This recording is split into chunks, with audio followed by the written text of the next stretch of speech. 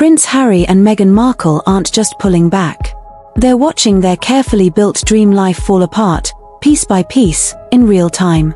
The Montecito mansion, the jet-set lifestyle, the glittering friends list, all of it is starting to feel more like a fading illusion than a fairy tale.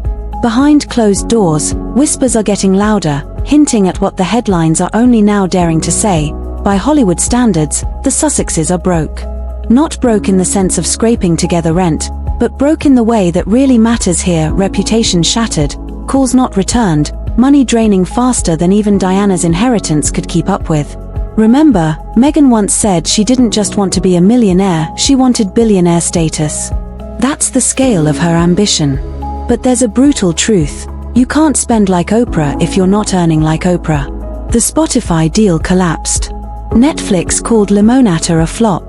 Meghan's podcast plans dissolved. Even Tyler Perry's support isn't pulling in the numbers. And that Montecito lifestyle? It comes with Montecito bills. With no major brands lining up to rescue them, the math just doesn't work anymore. Insiders say the belt tightening has begun. Staff cut. Private jet rides reduced. Fewer events. Circles that once welcomed them no longer open their doors.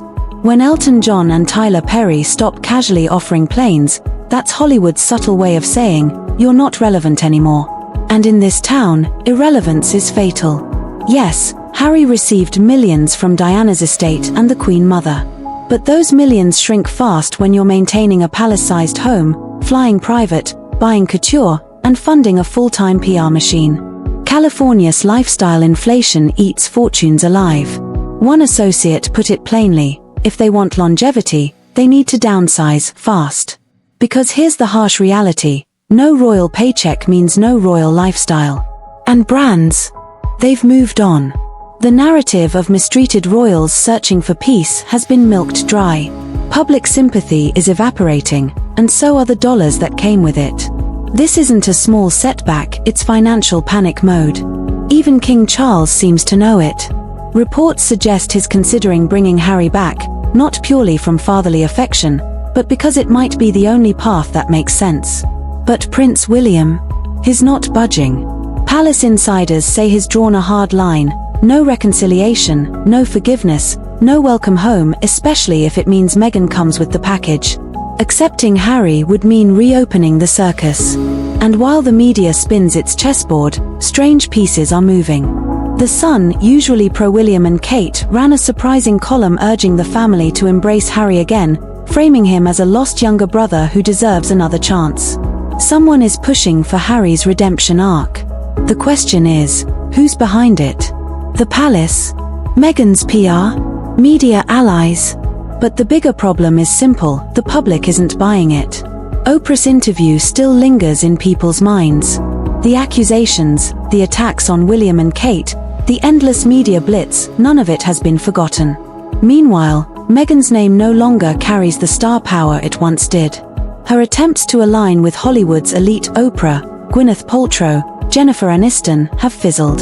She wanted a Kardashian-level brand, but without the relentless hustle or loyal fanbase that comes with it. And in Hollywood, when the spotlight fades, it rarely comes back. The push to rebuild Harry's image is obvious. Someone wants this redemption arc to take hold. But who's really pulling the strings? Is it Buckingham Palace, Meghan's PR team, or a few well-placed allies in the press? Whoever it is, they're gambling on public sympathy. The problem is, the public isn't buying it. People still remember the Oprah interview. They still remember the accusations. And they haven't forgotten that it was William and Kate who took the hardest blows from Harry's book and media blitz. Meanwhile, Meghan's shine is fading. Her name doesn't carry the same weight in Hollywood anymore. Attempts to cozy up to elite circles Oprah, Gwyneth Paltrow, Jennifer Aniston haven't landed.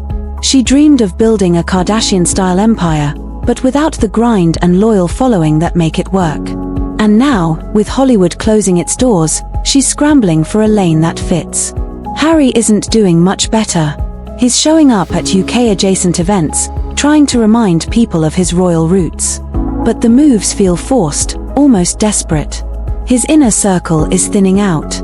One by one, old allies are stepping back. Even Edward Lane Fox, his longtime mentor and once the steady hand behind the Invictus Games, quietly walked away from the board. It wasn't loud, but it sent a loud message. And he wasn't alone. Other confidants have followed, leaving behind unanswered questions. That's the turning point. Because this isn't just about finances anymore, it's about trust, about relevance, about whether Harry has anyone left willing to fight in his corner. The cracks are deep, and the second act of this downfall is shaping up to be far messier than the first. Invictus was supposed to be Harry's proudest legacy, but even that is slipping. Insiders whisper that the organization has shifted from a veteran's lifeline into a vanity project weighed down by Harry and Meghan's brand-first approach. Optics are bad. When your own people start ghosting, it means something's gone wrong.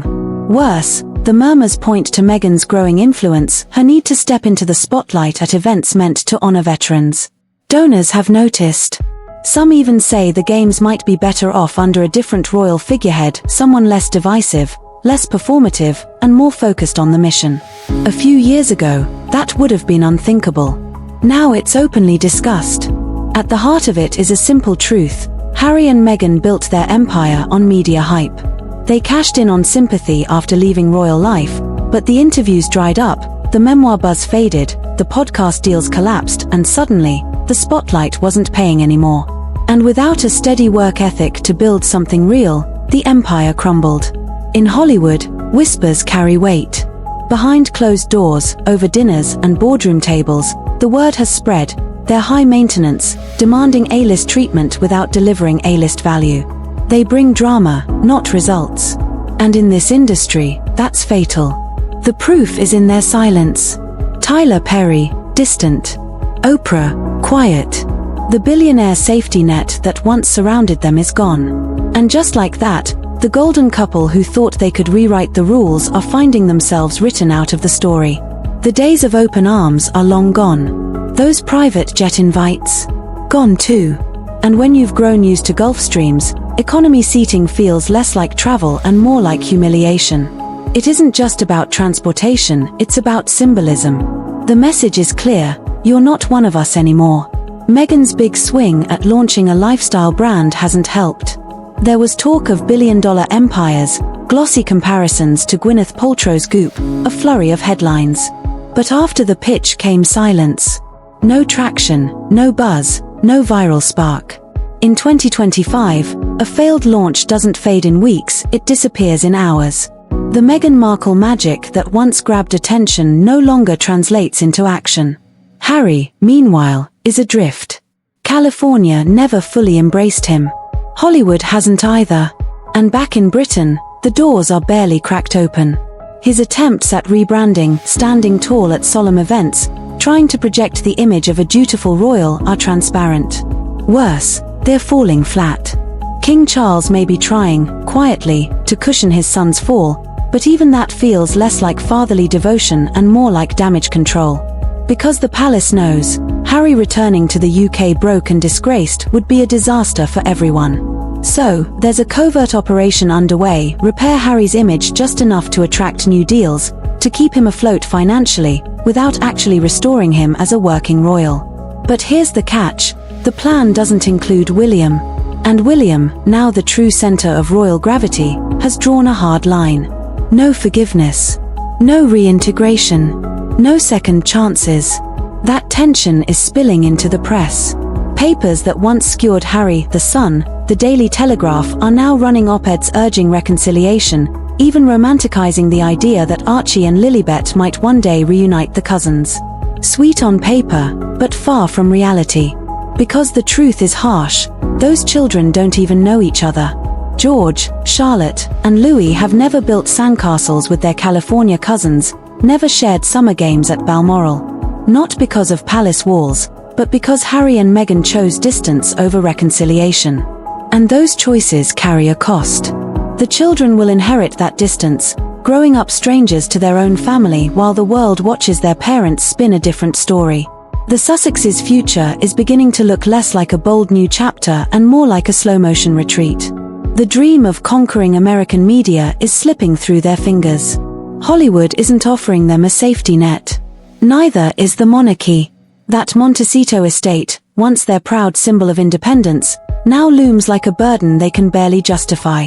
The walls are closing in, financially, socially, emotionally. Meghan is scrambling again, cycling through reinventions. Activist, duchess, producer, podcaster, entrepreneur, lifestyle guru. None have stuck. The audiences are weary, the media cautious, and her inner circle is thinning. The glow that once made her a magazine cover staple has dimmed, and in an industry obsessed with relevance, her moment has passed. The whispers are brutal. She overestimated her power and underestimated the game. When the charm fades, only results matter, and results haven't come. Harry faces his own crisis. He's not a royal, not a celebrity, stuck somewhere in between a no-man's land where nobody knows what to make of him. His brand, once rooted in courage and brotherhood, now feels riddled with contradictions. He preaches privacy while selling memoirs. He speaks on mental health while publicly dismantling his family. The audience that once admired him is now confused, frustrated, or worse, indifferent. Even his proudest achievement, the Invictus Games, is at risk. Allies are stepping away. Whispers of discontent are growing. Some insiders say the Games might need a new face, someone less polarizing, less wrapped up in headlines, someone who can bring the focus back to the veterans. If that happens, it won't just be a reputational hit. It will be deeply personal, a sign that even Harry's legacy is slipping away. And in the middle of it all, there's King Charles. Behind the scenes, he's reportedly trying to soften Harry's fall.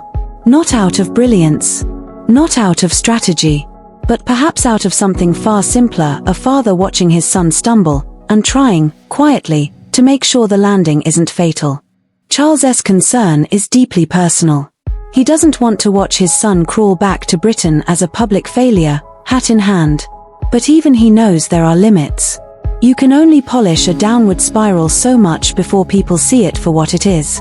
And the truth is, the public isn't clamoring for Harry's redemption.